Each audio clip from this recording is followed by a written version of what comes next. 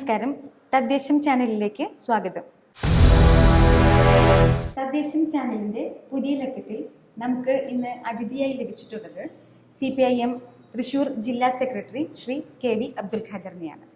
തദ്ദേശ സ്വയംഭരണ സ്ഥാപനങ്ങളിലേക്കുള്ള തെരഞ്ഞെടുപ്പ് എടുത്തിരിക്കുന്ന ഈ സമയത്ത് വിവിധ രാഷ്ട്രീയ കക്ഷി നേതാക്കൾക്ക് എന്താണ് പറയാനുള്ളത് എന്ന് നമുക്ക് കേൾക്കാം. നമസ്കാരം.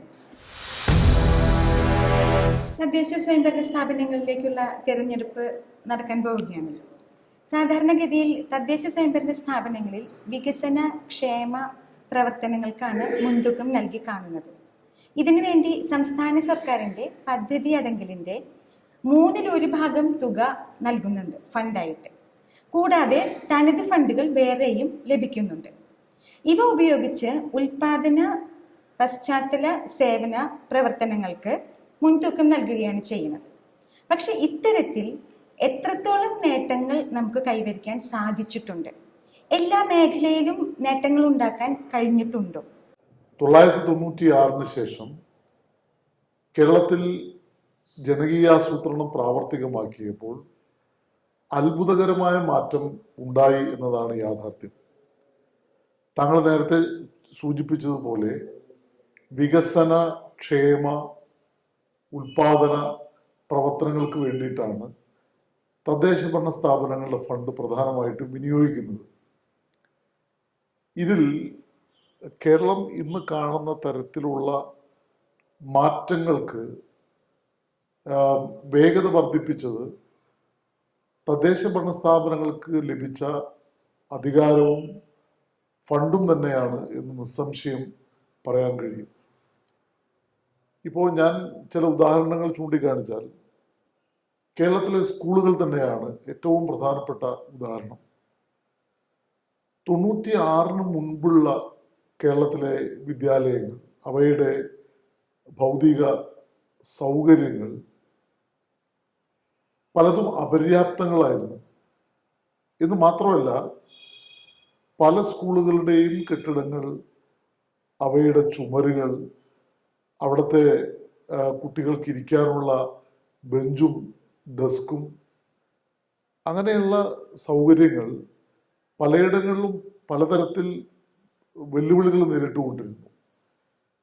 എന്നാൽ അധികാര വികേന്ദ്രീകരണം വഴി വിദ്യാഭ്യാസ സ്ഥാപനങ്ങളുടെ നടത്തിപ്പ്, അതിൻ്റെ സൗകര്യ വികസന ചുമതല നഗരസഭകൾക്കും പഞ്ചായത്തുകൾക്കും, ഹയർ സെക്കൻഡറി ജില്ലാ പഞ്ചായത്തിനാണ് ലഭിച്ചതിന് ശേഷം എന്ത് അത്ഭുതകരമായ മാറ്റമാണ് വന്നിട്ടുള്ളത് എന്ന് നമുക്ക് ഓരോ സ്കൂളുകളും തൊട്ട് ചൂണ്ടിക്കാണിക്കാൻ വേണ്ടി കഴിയും. പല സ്കൂളുകളുടെയും രൂപത്തിൽ തന്നെ മാറ്റം വന്നു. ഏറ്റവും മോഡേൺ ആയിട്ടുള്ള സ്കൂളുകളായിട്ട് മാറി. അവയുടെ സൗകര്യങ്ങൾ, കുട്ടികൾക്ക് ലഭിച്ചുകൊണ്ടിരുന്ന കാര്യങ്ങളിൽ വന്ന മാറ്റങ്ങൾ, ഇതെല്ലാം തന്നെ ഇന്ത്യയിലെ മറ്റൊരു സംസ്ഥാനത്തും ലഭിക്കാത്തത്ര സൗകര്യങ്ങൾ സ്കൂളുകളിൽ ലഭിക്കുന്നു എന്നുള്ളത് തെളിവ് സഹിതം നമുക്ക് ഓരോയിടത്തും ചൂണ്ടിക്കാണിക്കാൻ വേണ്ടി കഴിയും. അതുപോലെ തന്നെ പ്രധാനമാണ് പ്രാഥമികാരോഗ്യ കേന്ദ്രങ്ങളും താലൂക്ക് ജില്ലാ ആശുപത്രികളും. ഇവയുടെ ചുമതല വ്യത്യസ്ത തദ്ദേശ ഭരണ സ്ഥാപനങ്ങളിൽ നിക്ഷിപ്തമാണ്. ഇപ്പൊ താലൂക്ക് ആശുപത്രികൾ എടുക്കാം.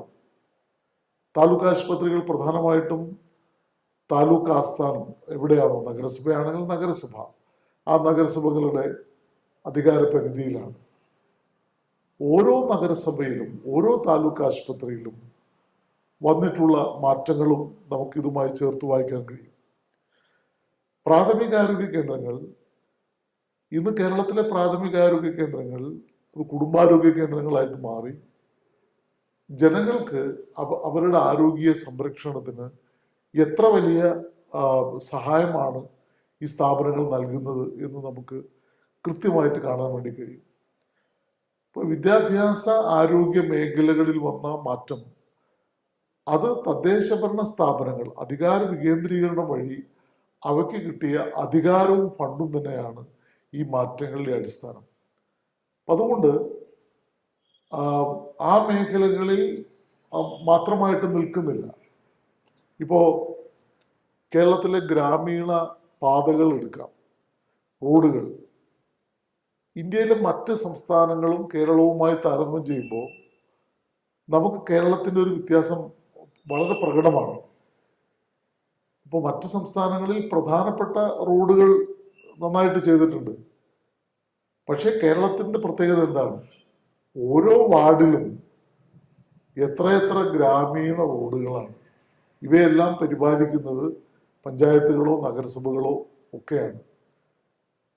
ഒരു 1/4 നൂറ്റാണ്ട് മുമ്പ് ഉണ്ടായിരുന്നതിനേക്കാൾ റോഡുകൾ, പാതകൾ, ഇവയുടെയൊക്കെ സൗകര്യം നമുക്ക് വലിയ തോതിൽ വർദ്ധിപ്പിക്കാനായിട്ട് കഴിഞ്ഞിട്ടുണ്ട്.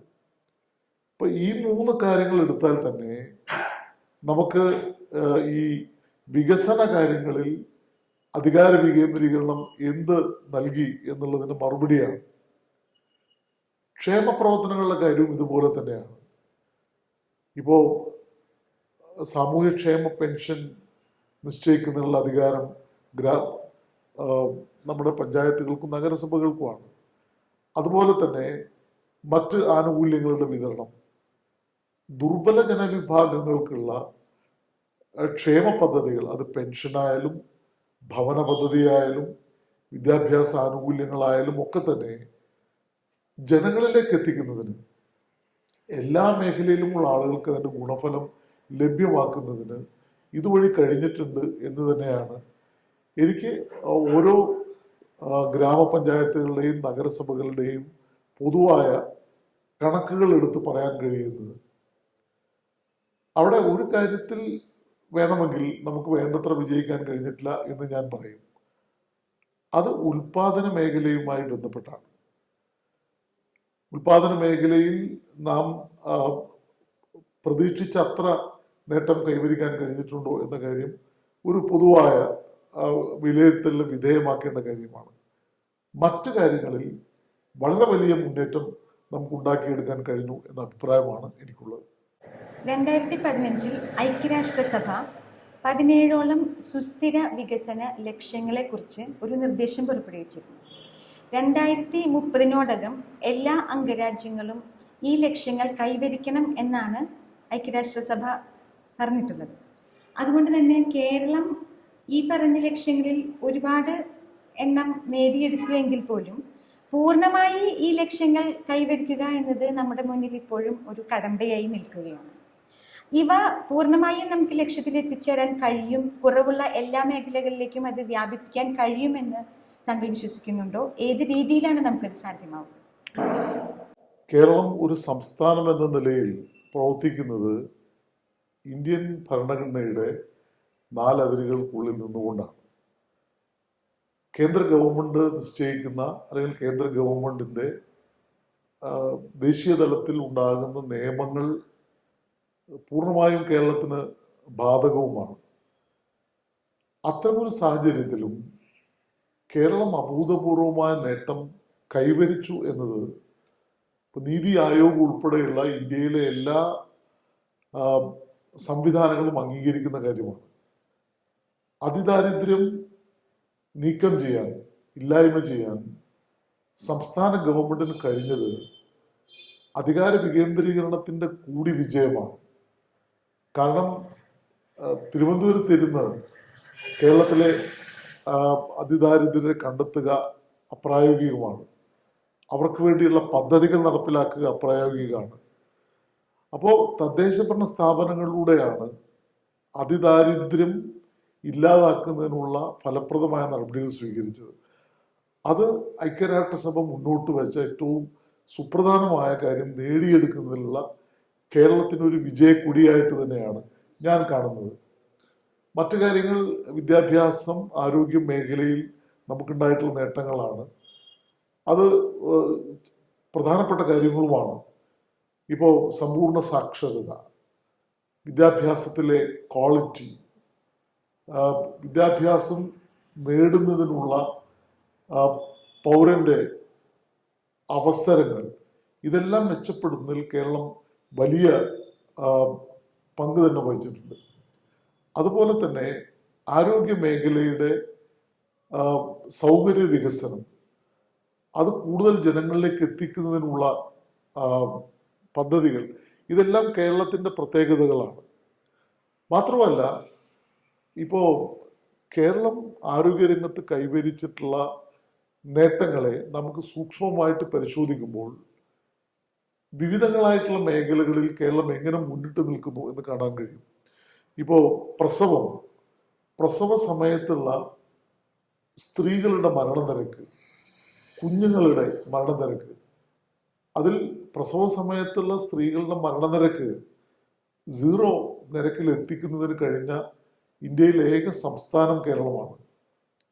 കുഞ്ഞുങ്ങളുടെ ശിശുമരണ നിരക്ക് 5% എത്തിക്കാൻ നമുക്ക് കഴിഞ്ഞു. ഇന്ത്യയിൽ അത് 25.6 എന്നാണ് എൻ്റെ ധാരണ. യുണൈറ്റഡ് സ്റ്റേറ്റ്സ് ഓഫ് അമേരിക്കയിൽ അത് 5.6. അപ്പോൾ വികസിത രാജ്യത്തിനൊപ്പം എത്തുന്ന ഒരു നേട്ടം ഇക്കാര്യത്തിൽ കേരളത്തിന് കൈവരിക്കാൻ കഴിഞ്ഞു എന്നുള്ളത് കേരളം വളരെ വേഗം വളരെ മുന്നോട്ട് പോയി എന്നുള്ളതിൻ്റെ തെളിവാണ്. അതുപോലെ തന്നെ ആയുർദൈർഘ്യം കേരളത്തിൽ വർദ്ധിച്ചു. ഇന്ത്യൻ ശരാശരിയുമായി താരതമ്യം ചെയ്യുമ്പോൾ കേരളത്തിൻ്റെ അത്ഭുതകരമായ നേട്ടമാണ്. പ്രായം ചെന്നവരുടെ ആരോഗ്യം പരിരക്ഷിക്കാനുള്ള സംവിധാനങ്ങൾ, ഇതെല്ലാം കേരളത്തിൽ വലിയ തോതിൽ മാറ്റം വരുത്തിയിട്ടുണ്ട്. മറ്റ് കാര്യമെന്ന് പറഞ്ഞാൽ, ഇപ്പോൾ വ്യവസായ രംഗത്ത് നമുക്കുണ്ടായിട്ടുള്ള മുന്നേറ്റമാണ്. ഇപ്പോൾ ഈസ് ഓഫ് ഡൂയിങ് ബിസിനസ്, അതിൽ കേരളം 26 സ്ഥാനത്ത് നിന്നാണ് 1ാം സ്ഥാനത്തെത്തിയത്. അത് കേരളത്തിൻ്റെ അഭിമാനകരമായ ഒരു നേട്ടമാണ്. പക്ഷേ ചില കാര്യങ്ങളിൽ ഇപ്പോൾ വ്യവസായങ്ങൾ വരുന്നതുമായി ബന്ധപ്പെട്ട് കേരളത്തിൻ്റെ ഒരു പൊതു സാഹചര്യം, ഇപ്പോൾ വൻ വ്യവസായങ്ങൾ ചിലത് കേരളത്തിന് പ്രാവർത്തികമാക്കാൻ കഴിയാത്ത ചുറ്റുപാടുകളുണ്ട്. പൊല്യൂഷൻ കൂടുതലുള്ള വൻ വ്യവസായങ്ങൾ ജനസാന്ദ്രതയുള്ള കേരളത്തിൽ നടപ്പിലാക്കുന്നതിനുള്ള ചില ബുദ്ധിമുട്ടുകളുണ്ട്. എന്നാൽ ഇന്ന് ചെറുകിട സംരംഭങ്ങൾ വലിയ തോതിൽ ആരംഭിക്കുന്നതിന് നമുക്ക് കഴിഞ്ഞിട്ടുണ്ട്. അത് പുതിയ സംരംഭങ്ങൾ, യുവാക്കളുടെ അല്ലെങ്കിൽ പ്രാദേശിക കൂട്ടായ്മകളുടെയൊക്കെ സംരംഭങ്ങൾ വലിയ തോതിൽ ആരംഭിക്കാൻ ഈ ഗവൺമെന്റിന് കഴിഞ്ഞു എന്നുള്ളത് വ്യവസായ രംഗത്ത് നമുക്ക് നേടാൻ കഴിഞ്ഞ നേട്ടത്തിൻ്റെ ഒരു പ്രധാനപ്പെട്ട ഉദാഹരണമാണ്. ഐക്യരാഷ്ട്രസഭ മുന്നോട്ട് വെച്ച ഈ മാനദണ്ഡങ്ങളെല്ലാം പരിശോധിച്ചാലും കേരളം ഇക്കാര്യത്തിൽ അതിവേഗം മുന്നോട്ട് പോയിക്കൊണ്ടിരിക്കുന്നു എന്ന് ഈ ഉദാഹരണങ്ങളിലൂടെ നമുക്ക് വളരെ വ്യക്തമായിട്ട് തന്നെ കാണാൻ കഴിയും. പഞ്ചായത്ത് രാജ് സംവിധാനം ഒരുപക്ഷെ വളരെ നേരത്തെ തന്നെ നടപ്പിലാക്കിയ സംസ്ഥാനങ്ങളിൽ ഒന്നാണ് കേരളം. മാത്രമല്ല, ഒരുപാട് ഇതുമായി ബന്ധപ്പെട്ട കാര്യങ്ങളിൽ നമുക്ക് 1ാം സ്ഥാനത്ത് എത്തിച്ചേരാനും ഏറെ മുന്നിലെത്താനും കഴിഞ്ഞിട്ടുണ്ട്.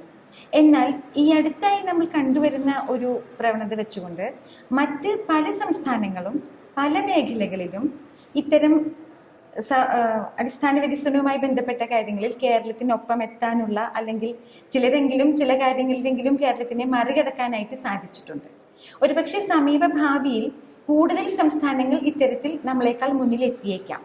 അതുകൊണ്ട് തന്നെ നമ്മൾ കേരളത്തിന്റെ അടിസ്ഥാന വികസനവുമായി ബന്ധപ്പെട്ട കാര്യങ്ങളിൽ കുറച്ചുകൂടി വേഗത വർദ്ധിപ്പിക്കേണ്ടതുണ്ടോ? മാത്രമല്ല, ഈ കാര്യങ്ങൾക്ക് വേണ്ടി നമ്മുടെ ജനപ്രതിനിധികളെ കുറച്ചുകൂടി കാര്യക്ഷമതയുള്ളവർ, അതായത് കുറച്ചുകൂടി കേപ്പബിൾ ആക്കാനായി, നമുക്ക് അവരുടെ പെർഫോമൻസ് വർദ്ധിപ്പിക്കാനായി നമുക്ക് എന്താണ് ചെയ്യാൻ കഴിയുക? കേരളം അധികാര വികേന്ദ്രീകരണ പ്രക്രിയയിൽ വലിയ തോതിൽ മുന്നോട്ട് പോയ ഒരു സംസ്ഥാനമാണ്. ഇന്ത്യയിൽ ആദ്യമായിട്ട് അധികാര വികേന്ദ്രീകരണത്തിന് വേണ്ടി ജില്ലാ കൗൺസിൽ രൂപീകരിക്കപ്പെട്ട സ്റ്റേറ്റ് കേരളമാണ്. പക്ഷേ ദൗർഭാഗ്യവശാൽ രാഷ്ട്രീയ കാരണങ്ങളാൽ അത് പിന്നീട് ഇല്ലാതാക്കപ്പെട്ടു. നഗരസഭകളും ഗ്രാമപഞ്ചായത്തുകളും എല്ലാം ചേർന്ന ജില്ലാ കൗൺസിൽ എന്ന കാഴ്ചപ്പാട് കേരളം മുന്നോട്ട് വെക്കുകയും കേരളം അത് പ്രാവർത്തികമാക്കുകയും ചെയ്തതാണ്. പക്ഷെ അത് തകർക്കപ്പെട്ടു. മാറി മാറി കേരളം ഭരിച്ച ഗവൺമെന്റുകൾ അധികാര വികേന്ദ്രീകരണം തുടർന്ന് കൊണ്ടുപോകുന്നതിന് തന്നെയാണ് ശ്രമിച്ചത്. എന്നാൽ ഇടതുപക്ഷ കാഴ്ചപ്പാടോടുകൂടി കേരളത്തെ മുന്നോട്ട് നയിച്ച LDF ഗവൺമെൻറ്റുകൾ ഈ കാര്യത്തിൽ പ്രത്യേകമായ താല്പര്യത്തോടെ കാര്യക്ഷമതയോടെ ഈ കാര്യങ്ങൾ ഇടപെട്ടിട്ടുണ്ട്. അപ്പം അതിൻ്റെ ഫലമായിട്ട് ഇന്ന് വിവിധ മേഖലകളിൽ നമുക്ക് മുന്നേറ്റം ഉണ്ടാക്കാൻ കഴിഞ്ഞിട്ടുണ്ട്. ഒരു ഒരു തരിച്ചു നിൽപ്പിൽ നിന്ന് മുന്നോട്ട് പോക്ക് ഈ കഴിഞ്ഞ 9 വർഷമായിട്ട് കേരളത്തിന് കഴിഞ്ഞിട്ടുണ്ട്. ഇപ്പം അതിൽ ഞാൻ ഏറ്റവും അഭിമാനകരമായി പറയുന്നൊരു കാര്യം മാലിന്യ സംസ്കരണത്തിൻ്റെ മേഖലയാണ്. ഇപ്പം കേരളം നേരിട്ടിരുന്ന ഏറ്റവും പ്രധാനപ്പെട്ട കാര്യം കേരള രൂപീകരണത്തിന് ശേഷം മാലിന്യ സംസ്കരണം എന്ത് എന്ന ചോദ്യമാണ്. ഇപ്പം തിരുവനന്തപുരം, എറണാകുളം, ഗുരുവായൂർ, കുന്നംകുളം, കോഴിക്കോട് അങ്ങനെ പല നഗരങ്ങളുടെയും ഒരു അനുഭവം എടുത്ത് പരിശോധിക്കുമ്പോൾ മാലിന്യമല ഇല്ലാതാക്കപ്പെടുകയും ഒരു പ്രത്യേക കേന്ദ്രം മാലിന്യ നിക്ഷേപത്തിൽ നിന്ന് എന്ന അവസ്ഥയിൽ നിന്ന് അത് വലിയ തോതിൽ മാറ്റങ്ങൾക്ക് വിധേയമായി. ഇപ്പം ഞാൻ സംസാരിക്കുന്നത് തൃശ്ശൂർ വെച്ചാണ്. തൃശ്ശൂർ കോർപ്പറേഷൻ്റെ ഏറ്റവും വലിയ ശാപമായിരുന്നു ലാലൂർ. ലാലൂര് മാലിന്യ മലയായിരുന്നു. അത് പൂർണ്ണമായിട്ടും ഇല്ലാതാക്കാനും അവിടെ ഒരു അന്തർദേശീയ നിലവാരത്തിലുള്ള സ്പോർട്സ് കോംപ്ലക്സ് ആരംഭിക്കാനും തൃശ്ശൂർ കോർപ്പറേഷന് കഴിയുകയുണ്ടായി. ഗുരുവായൂർ അത്തരത്തിൽ പറയാവുന്ന ഒരിടമാണ്. അവിടെ ഈ മാലിന്യ നിക്ഷേപ കേന്ദ്രമായി അറിയപ്പെട്ടിരുന്നൊരു സ്ഥലം ഇന്ന് വളരെ ശാസ്ത്രീയമായി മാലിന്യങ്ങൾ സംസ്കരിക്കുകയും ആ ഇടത്തൊരു പൂന്തോട്ടം സൃഷ്ടിക്കാനും ഒക്കെ കഴിഞ്ഞിട്ടുണ്ട്. ഇത്തരത്തിൽ കേരളത്തിൽ വലിയ തോതിൽ മുന്നേറിയൊരു മേഖല മാലിന്യ സംസ്കരണത്തിൻ്റെ മേഖലയാണ്.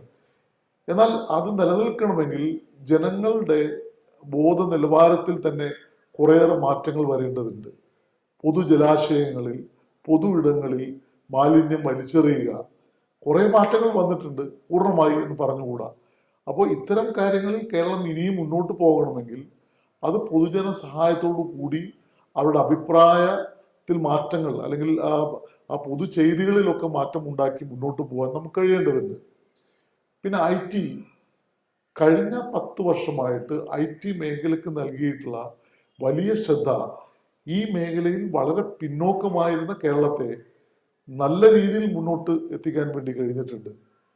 ഇപ്പോൾ കാക്കനാട്ടെ നമ്മുടെ IT പാർക്ക്, സ്മാർട്ട് സിറ്റി പോലെയുള്ള സംവിധാനങ്ങൾ, തിരുവനന്തപുരം കഴക്കൂട്ടത്തെ നമ്മുടെ IT കേന്ദ്രം, ഇതെല്ലാം രാജ്യാന്തര നിലവാരത്തിലേക്ക് എത്തിക്കാൻ നമുക്ക് കഴിഞ്ഞിട്ടുണ്ട്. ആയിരക്കണക്കിന് 10,000കണക്കിന് തൊഴിലവസരങ്ങൾ ഈ മേഖലയിൽ ഉണ്ടാക്കാൻ കഴിഞ്ഞിട്ടുണ്ട്. ഇതെല്ലാം സംസ്ഥാന ഗവൺമെൻറ്റും സംസ്ഥാന ഗവൺമെൻറ്റിൻ്റെ നയപരമായ തീരുമാനത്തിന് വിധേയമായിട്ട് പ്രാവർത്തികമാക്കിയ അധികാര വികേന്ദ്രീകരണവും നൽകിയ നേട്ടങ്ങൾ തന്നെയാണ്. പിന്നെ ഇവിടെ ചോദിച്ചൊരു പ്രധാനപ്പെട്ട ചോദ്യം, ജനപ്രതിനിധികളെ കൂടുതൽ അവരെ കൂടുതൽ ക്വാളിറ്റേറ്റീവായിട്ട് അവരുടെ പ്രവർത്തനങ്ങൾ മെച്ചപ്പെടുത്തുന്നതിന് പരിശീലനങ്ങൾ നൽകേണ്ടതല്ലേ, വേണം എന്ന അഭിപ്രായം തന്നെയാണ് എനിക്കുള്ളത്. ഇപ്പോൾ തൃശ്ശൂരിലെ പ്രധാനപ്പെട്ട ഒരു കേന്ദ്രമാണ്. അവിടെ വിവിധങ്ങളായിട്ടുള്ള പരിശീലന പരിപാടികൾ നടത്തുന്നുണ്ട്. ഇപ്പം ജനപ്രതിനിധികൾ മഹാഭൂരിപക്ഷവും പുതിയ ആളുകളാകുമ്പോൾ ഈ കാഴ്ചപ്പാടുകളെക്കുറിച്ച് അവർ ഏറ്റെടുക്കേണ്ട ദൗത്യത്തെക്കുറിച്ചൊക്കെ കൃത്യമായ പരിശീലനം ആവശ്യമാണ്. അത് നൽകേണ്ടതുണ്ട്, നൽകിക്കൊണ്ടിരിക്കുന്നുണ്ട്. കൂടുതൽ മേഖലകളെക്കുറിച്ച് അവർക്ക് കാര്യങ്ങൾ പഠിക്കാനുള്ള സൗകര്യം ഉണ്ടാക്കുകയാണ് വേണ്ടത്. അത് ഈ ചോദ്യത്തിൽ പറഞ്ഞ കാര്യം ഞാൻ അംഗീകരിക്കുന്നു. കേരളത്തിൽ സാമൂഹ്യ സുരക്ഷാ പെൻഷൻ, അതുപോലെ തന്നെ നമ്മൾ ലൈഫ് മിഷൻ, ആർദ്രം പദ്ധതി, മാലിന്യ നിർമ്മാർജ്ജനം, പൊതുവിദ്യാഭ്യാസ യജ്ഞം, ഇങ്ങനെയുള്ള ഒരുപാട് നേട്ടങ്ങൾ കൈവരിക്കാൻ സാധിച്ചിട്ടുള്ള ഒരുപാട് പദ്ധതികൾ നമുക്ക് ആവിഷ്കരിക്കാൻ കഴിഞ്ഞിട്ടുണ്ട്. പക്ഷെ ഈ മേഖലയിലെല്ലാം തന്നെ ഒരു 100% നമ്മളുടെ ലക്ഷ്യങ്ങളിലേക്ക് എത്തിച്ചേരാൻ നമുക്ക് കഴിഞ്ഞിട്ടുണ്ടോ, അല്ലെങ്കിൽ ഇവയെല്ലാം ഉദ്ദേശിക്കുന്ന പൂർണ്ണതയിൽ നമുക്ക് എത്താൻ കഴിഞ്ഞിട്ടുണ്ടോ, ഇല്ലെങ്കിൽ നമുക്ക് ഏത് രീതിയിലാണ് അതിനെ ആ പൂർണ്ണതയിലേക്ക് എത്തിക്കാൻ കഴിയുക? 100% എല്ലാം എത്തി എന്ന് ഞാൻ പറയില്ല. കാരണം അത് 100% എത്തുക എന്നുള്ളത് വളരെ വെല്ലുവിളികൾ നിറഞ്ഞൊരു കാര്യമാണ്. അല്ലെങ്കിൽ എല്ലാ കാര്യത്തിലും 100% എത്തുക എന്നുള്ളത് കുറച്ച് ബുദ്ധിമുട്ടുള്ള കാര്യമാണ്. പക്ഷേ നാം വളരെയേറെ മുന്നോട്ട് പോയി.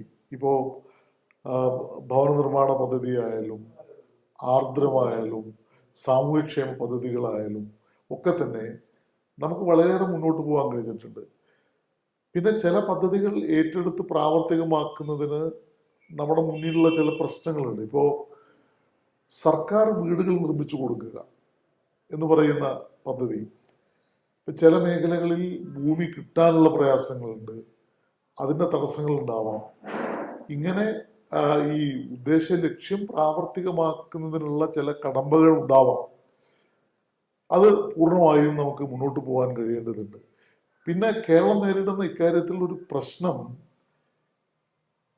സംസ്ഥാനത്തിന് ന്യായമായും ലഭിക്കേണ്ട വിഹിതം ലഭിക്കുന്നതിൽ അല്ലെങ്കിൽ നമുക്ക് പദ്ധതികൾ ലഭിക്കുന്നതിനുള്ള തടസ്സമാണ്. നമുക്ക് ഇത്രയും ഫണ്ട് പോരാ. ഇപ്പോൾ നാം പിരിച്ചു കൊടുക്കുന്ന നികുതിയുടെ വളരെ ചെറിയൊരു ശതമാനം മാത്രമേ നമുക്ക് ലഭിക്കുന്നുള്ളൂ.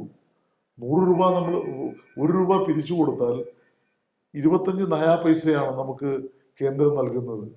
നീതിപൂർവകമല്ല അത്. 1 രൂപ ബീഹാർ പിരിച്ചു കൊടുത്താൽ അവർക്ക് ലഭിക്കുന്നത് ഏതാണ്ട് 7 രൂപയാണ്. അപ്പൊ രാഷ്ട്രീയ വിവേചനത്തിന്റെ അടിസ്ഥാനത്തിൽ നമുക്ക് ലഭിക്കേണ്ടുന്ന ഫണ്ടുകൾ ലഭിക്കുന്നില്ല. സ്വാഭാവികമായും ഫണ്ടുകളുടെ ഈ ഫ്ലോ, കേന്ദ്ര ഗവൺമെന്റ് നമുക്ക് നൽകേണ്ട ഫണ്ടുകളിൽ വലിയ തോതിൽ കുറവ് വരുന്നത് നമുക്കൊരു ഭീഷണിയും പ്രതിസന്ധിയും തന്നെയാണ്. മറ്റൊരു കാര്യം കേന്ദ്രാവിഷ്കൃത പദ്ധതികളാണ്. കേരളത്തിന് ആവശ്യമായ പദ്ധതികളാണ് ലഭിക്കേണ്ടത്. പക്ഷെ പലതും ഡൽഹിയിൽ പ്രഖ്യാപിച്ച് ഇവിടേക്ക് നൽകുന്ന പദ്ധതികളാണ്. അത് പലതും കേരളത്തിന് അനിവാര്യമായിട്ടുള്ള കാര്യങ്ങളുമല്ല. നമുക്ക് ഉപാധിരഹിതമായിട്ട് ലഭിക്കേണ്ട ഫണ്ട് ലഭിക്കുന്നില്ല. ഇപ്പം ഞാൻ ഓർക്കുന്നത് 2006 കേരളത്തിന് സുനാമി പുനരധിവാസ പദ്ധതി ലഭിച്ചു. 1300 കോടി രൂപ അന്ന് കേന്ദ്രം കേരളത്തിന് നൽകി. പ്രത്യേക ഉപാധി ഉണ്ടായിരുന്നില്ല. അത് ജില്ലാ തലത്തിലും സംസ്ഥാന തലത്തിലുമാണ് ഏതൊക്കെ പദ്ധതികൾക്ക് എത്ര രൂപ എന്ന് നിശ്ചയിച്ച് നമ്മൾ പ്രാവർത്തികമാക്കിയത്. കുടിവെള്ള പദ്ധതികൾ, ആശുപത്രികൾ, സ്കൂളുകൾ, റോഡുകൾ, ഇങ്ങനെ പല പല പദ്ധതികൾ പ്രാവർത്തികമാക്കാൻ കഴിഞ്ഞു. പക്ഷെ ഇന്ന് അങ്ങനെ ലഭിക്കുന്നില്ല. അത്തരമൊരു വെല്ലുവിളി നേരിടുന്ന ഘട്ടത്തിലാണ് കേരളം ഇത്രമേൽ മുന്നോട്ട് പോയത് എന്നുള്ളതാണ് ഏറ്റവും അഭിമാനകരമായ കാര്യം. അതാണ് അധികാര വികേന്ദ്രീകരണത്തിന്റെ സത്ത പൂർണ്ണമായും ഏറ്റെടുക്കുന്നതിന് കേരളത്തെ സഹായിച്ചത് ഈ ഇച്ഛാശക്തിയാണ്. 1998 സ്ത്രീ ശാക്തീകരണവും അതുപോലെ തന്നെ ദാരിദ്ര്യ നിർമ്മാർജ്ജനവും ലക്ഷ്യമാക്കി കുടുംബശ്രീ പദ്ധതി നമ്മൾ ആവിഷ്കരിച്ചിട്ടുണ്ട്. കുടുംബശ്രീ ഒരു വിധത്തിലെല്ലാം ആ ഒരു വിജയത്തിലേക്ക് എത്തിച്ചേർന്നിട്ടുണ്ട്, നല്ല രീതിയിൽ പ്രവർത്തിക്കുന്നുണ്ട്. എങ്കിൽ പോലും എത്രത്തോളം കുടുംബശ്രീ ലക്ഷ്യം വെച്ച ആ ഒരു നിലയിലേക്ക് എത്താൻ കഴിഞ്ഞിട്ടുണ്ട്, അല്ലെങ്കിൽ എങ്ങനെ നമുക്കതിനെ കൂടുതൽ മെച്ചപ്പെടുത്താനായിട്ട് സാധിക്കും? മറ്റൊരു കാര്യം ഇതുമായി ബന്ധപ്പെട്ടിട്ടുള്ളത്, നമ്മൾ പ്രത്യക്ഷ ജനാധിപത്യത്തിന്റെ ഒരു ഉദാഹരണമായിട്ടാണ് നമ്മളുടെ വാർഡ് തല ഗ്രാമസഭകളെ കാണുന്നത്. ജനങ്ങൾക്ക് നേരിട്ട് ജനപ്രതിനിധികളുമായി സംവദിക്കാനും ഒക്കെയുള്ള ഒരു അവസരമാണ്. പക്ഷെ നമ്മളിപ്പോൾ ഏതൊരു തദ്ദേശ സ്വയംഭരണ സ്ഥാപനത്തിനെ എടുത്തു നോക്കിയാലും ഗ്രാമസഭകളിൽ പ്രാതിനിധ്യം വളരെ കുറവാണ് കാണുന്നത്. പലപ്പോഴും വേണ്ടത്ര ക്വാറം തികയ്ക്കാൻ പോലും കഷ്ടപ്പെടുന്ന ഒരു സാഹചര്യം നിലവിലുണ്ട്.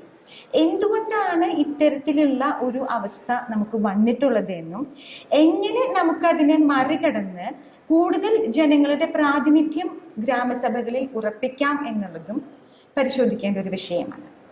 ഇതോടുകൂടി ബന്ധപ്പെട്ട് മറ്റൊരു പ്രസക്തമായ വിഷയം ഇന്ന് കേരളത്തിൽ നിലവിലുള്ളത്, നമ്മളുടെ യുവജനങ്ങൾ കൂട്ടത്തോടുകൂടി മറ്റ് വിദേശ രാജ്യങ്ങളിലേക്ക് പഠനത്തിനായിട്ടാണെങ്കിലും പിന്നീട് ജോലിക്കായിട്ടാണെങ്കിലും എല്ലാം തന്നെ കേരളം വിട്ടുപോകുന്ന ഒരവസ്ഥ നിലനിൽക്കുന്നുണ്ട്.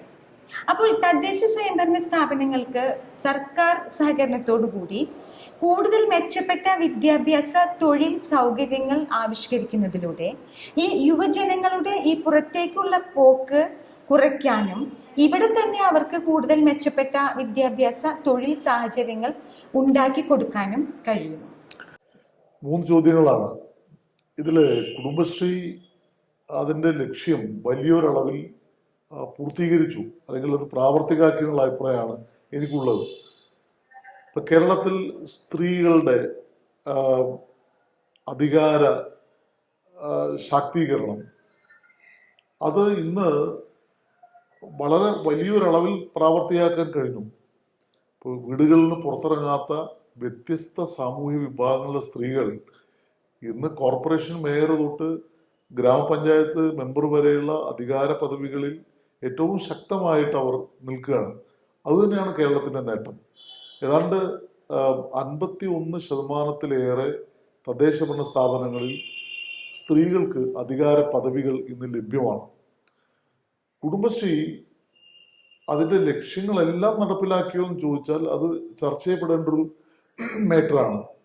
കുടുംബശ്രീ കാർഷിക മേഖലയിൽ നല്ലതുപോലെ ഇടപെടാൻ തീരുമാനിച്ചിരുന്നു, ഉൽപാദന മേഖലയിൽ ഇടപെടാൻ തീരുമാനിച്ചിരുന്നു. ആ മേഖലകളിലെല്ലാം വേണ്ടത്ര ഇടപെടാൻ കഴിഞ്ഞിട്ടുണ്ടോ എന്നുള്ള ചോദ്യം പ്രസക്തമാണ്. തീർച്ചയായും അത് പരിശോധിക്കപ്പെടേണ്ടതുണ്ട്. എന്നാൽ സ്ത്രീകൾക്ക് അവരുടെ ഉൽപ്പന്നങ്ങൾ, ഗ്രാമീണ വിഭവങ്ങൾ ഉണ്ടാക്കാനും മാർക്കറ്റ് ചെയ്യാനും ഒക്കെയുള്ള അവസരം ഇന്ന് കുടുംബശ്രീ നൽകുന്നുണ്ട്. പക്ഷെ അതെല്ലാം നല്ല നിലയിൽ ഉപയോഗപ്പെടുത്താൻ അയൽക്കൂട്ടങ്ങൾക്കും ADSകൾക്കും കഴിയുന്നുണ്ടോ എന്നുള്ള കാര്യം അവർ തന്നെ പരിശോധനാ വിധേയമാക്കേണ്ട ഒരു കാര്യമാണ്. പക്ഷെ മൊത്തത്തിൽ പറയുമ്പോൾ കുടുംബശ്രീ രാജ്യത്തിന് മാതൃകയായിട്ടുള്ള ഒരു വലിയ സ്ത്രീ കൂട്ടായ്മയാണ് എന്ന് അഭിമാനപൂർവ്വം നമുക്ക് പറയാം.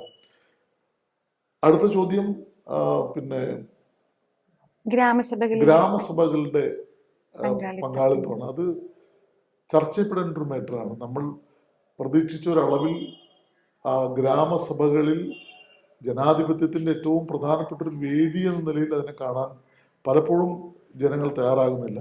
ആനുകൂല്യങ്ങൾ കിട്ടിയോ ഇല്ലയോ എന്നതിനെക്കുറിച്ചുള്ള ചർച്ചകൾ മാത്രമായിട്ട് ഗ്രാമസഭകൾ മാറുന്നുണ്ട്. അതേക്കുറിച്ചൊരു പൊതു സംവാദം കേരളത്തിൽ ഉണ്ടാകണം എന്ന അഭിപ്രായമാണ് എനിക്കുള്ളത്. ഒടുവിൽ ചോദിച്ച ചോദ്യം നമ്മുടെ ചെറുപ്പക്കാർ വിദേശങ്ങളിൽ പോകുന്നതുമായി ബന്ധപ്പെട്ടാണ്. എൻ്റെ അഭിപ്രായത്തിൽ വിദേശങ്ങളിലേക്ക് കുട്ടികൾ പോകുന്നത് ഏതെങ്കിലും ഒരു ഗവൺമെൻറ്റിന് തടയാൻ പറ്റില്ല. അവർ പുതിയ ആകാശങ്ങളിലേക്ക് പറക്കുന്നതിനെ നമ്മൾ എന്തിനാണ് തടയുന്നത്? അവർക്ക് ലോകം കാണാനും ലോകത്തെ അറിയാനും ഒക്കെയുള്ള അവസരമായിട്ട് കുട്ടികൾ പോകുന്നതിനോട് അങ്ങനെ നമുക്ക് എതിർക്കാൻ കഴിയുമെന്ന് ഞാൻ കരുതുന്നില്ല. അങ്ങനെ പോകുന്ന കുട്ടികൾ, ചെറുപ്പക്കാർ നമ്മുടെ സാമൂഹ്യ ജീവിതത്തിൻ്റെ ധാർമ്മിക മൂല്യങ്ങളുടെ ഒക്കെ അടിസ്ഥാനപരമായിട്ടുള്ള കാര്യങ്ങളിൽ ബോധ്യമുള്ളവരാവണം. അതിലേക്ക് അവർ തിരിച്ചറിയണം എന്നുള്ള അഭിപ്രായത്തോട് എനിക്ക് യോജിപ്പാണ്. പോവാനേ പാടില്ല എന്ന് പറയുന്നതിനോട് എനിക്ക് യോജിപ്പില്ല. അവിടെ പോയിട്ട് പഠിക്കുന്നു, തൊഴിൽ ചെയ്യുന്നു, അവരവരുടെ വീട്ടിലേക്ക് പണം അയക്കുന്നു. അത് നമ്മുടെ നാടിന് വലിയ നേട്ടമല്ലേ ഉണ്ടാക്കുന്നത്. ഇപ്പോൾ കേരളത്തിൻ്റെ വികസനത്തിലെ പ്രധാനപ്പെട്ട ഒരു ഘടകം വിദേശ രാജ്യങ്ങളിൽ ജോലി ചെയ്യുന്ന മലയാളികൾ നമ്മുടെ നാട്ടിലേക്ക് അയക്കുന്ന പണമാണ്. ഏതാണ്ട് എൻ്റെ ഒരു അറിവ് വെച്ച് ഒരു വർഷം ഏതാണ്ട് 2 ലക്ഷം കോടിയിലേറെ രൂപ ബാങ്കുകൾ വഴി കേരളത്തിലേക്ക് വരുന്നുണ്ട്. അപ്പം നമ്മുടെ സാമൂഹ്യ വികസനത്തിന് വലിയ പങ്ക് വഹിക്കുന്നുണ്ട്. അപ്പോൾ വിദ്യാർത്ഥികൾ പഠിക്കാനായിട്ട് പോകുന്നത്, അവിടെ ജോലി ചെയ്യാൻ പോകുന്നതൊന്നും തടയേണ്ട ഒരു കാര്യം എനിക്ക് തോന്നുന്നില്ല. പക്ഷെ അതിലെ ചോദ്യത്തിലൊരു പോസിറ്റീവായിട്ടുള്ള കാര്യം, അവിടെ കിട്ടുന്ന കോഴ്സുകൾ ഇവിടെ ആരംഭിക്കേണ്ടതല്ലേ എന്ന ചോദ്യം പ്രസക്തമാണ്. നമുക്ക് നമ്മുടെ കോളേജുകളിൽ, സർവകലാശാലകളിൽ ന്യൂജൻ കോഴ്സുകൾ ഉണ്ടാവണം. ഏറ്റവും മോഡേൺ ആയിട്ടുള്ള കോഴ്സുകൾ നമ്മുടെ കുട്ടികൾക്ക് ലഭ്യമാവണം. അതിനോട് ഞാൻ യോജിക്കുകയാണ്. അതിന് കഴിയുന്ന തരത്തിലുള്ള മാറ്റം നമ്മുടെ വിദ്യാഭ്യാസ രംഗത്ത് ഉണ്ടാവണം എന്ന അഭിപ്രായത്തോട് എനിക്ക് യോജിപ്പാണ്. നമ്മൾ പലപ്പോഴും തെരഞ്ഞെടുപ്പ് അടുത്തിരിക്കുന്ന ഒരു സമയത്ത് ഒരുപാട് പേരെ നമുക്ക് തിരഞ്ഞെടുപ്പ് പ്രക്രിയയുമായിട്ട് അല്ലെങ്കിൽ പ്രചരണവുമായി ബന്ധപ്പെട്ടുകൊണ്ടൊക്കെ തന്നെ നിരവധി ആളുകൾ രംഗത്തേക്ക് വരുന്നുണ്ട്. പക്ഷെ ഈ തിരഞ്ഞെടുപ്പിന് ശേഷം തിരഞ്ഞെടുക്കപ്പെടുന്ന ജനപ്രതിനിധിക്ക് ഈ രീതിയിലുള്ള ഒരു പിന്തുണ ലഭിക്കുന്നുണ്ടോ? അല്ലെങ്കിൽ പലപ്പോഴും മെമ്പർമാരെല്ലാം അവർ ഒറ്റയ്ക്ക് തന്നെ കാര്യങ്ങൾ മുന്നോട്ട് കൊണ്ടുപോകേണ്ട ഒരു സാഹചര്യം നമ്മൾ പലപ്പോഴും കാണുന്നുണ്ട്. അതുകൊണ്ട് തന്നെ ഇതിനെ നമുക്ക് എങ്ങനെ ഒഴിവാക്കാം, അല്ലെങ്കിൽ തെരഞ്ഞെടുപ്പിന് ശേഷവും ഇത്തരത്തിലുള്ള ഒരു ബഹുജന പങ്കാളിത്തം ഉറപ്പിക്കാനായിട്ട് രാഷ്ട്രീയ കക്ഷികളുടെ ഭാഗത്ത് നിന്നോ, അല്ലെങ്കിൽ അത് എന്താണ് ചെയ്യേണ്ടത്, അല്ലെങ്കിൽ താങ്കളുടെ ഒരു അഭിപ്രായം എന്താണ്?